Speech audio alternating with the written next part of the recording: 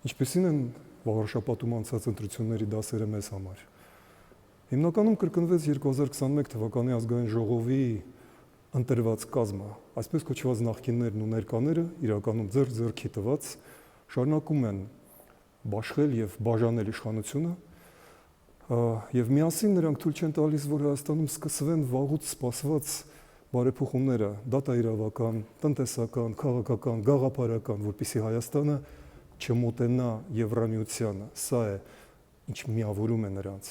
ինչու մենք չմասնակցեցինք ընտրություններին, որովհետև վաղարշապատում Եվրոդաշինքի նախկին կուսակցություններից մեկի տեխնացուն այնպիսի պրոիշխանական դիրքորոշում ուներ, որը մեզ համար անընդունել էր, եւ մենք համարում ենք, որ այս պայմաններում մեր պարտականությունն է տեր կանգնել այն 60,000 ստորագրությունների եւ կարծում եմ հայ հասարակության մեծամասնության մասի ձայներին, որոնք տեսնում են Հայաստանի փրկությունը Եվրամիության անդամակցության մեջ։ Ուստի մենք Եվրաքվեի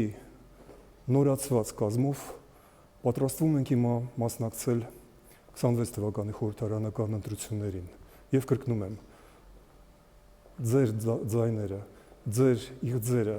Հայաստանը եվրոպական երկիր տեսնելու ձեր երազանքը կկատարենք մենք։